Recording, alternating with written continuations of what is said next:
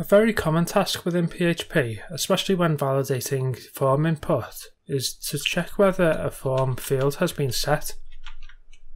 This is normally done by using the isSet command, by passing in the actual value that you want to check whether a value has been set for.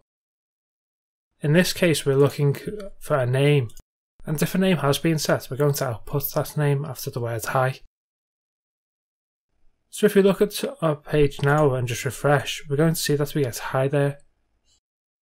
This is because the name hasn't been set, and therefore this inline ternary is returning false, and therefore we're getting there. If we add the name here, and refresh that page again, we're going to obviously get that output name.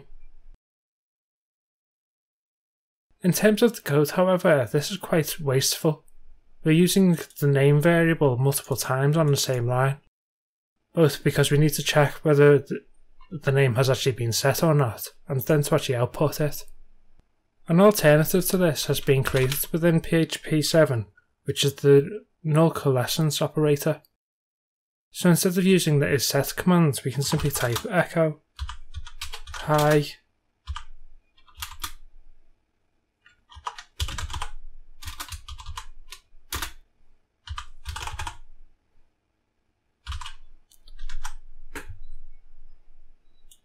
the value that we want to check whether a value has been set for, and then 2 question marks, and then the value that we want to use if a value hasn't been set.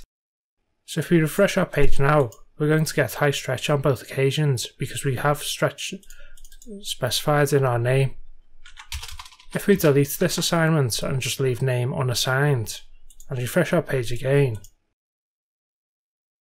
we're going to need to obviously separate this out into 2 separate lines for the null coalescence operator to work, however.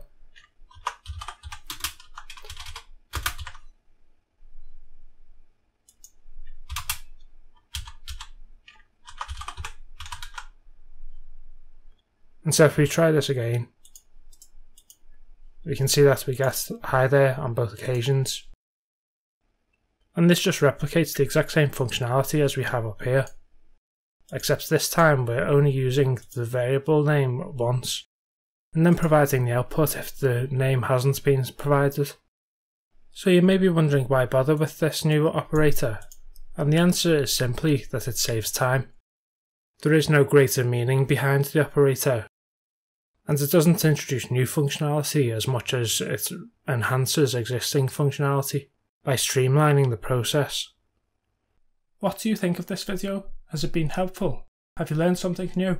Let me know in the comments, hit that subscribe button and check out some of these other videos.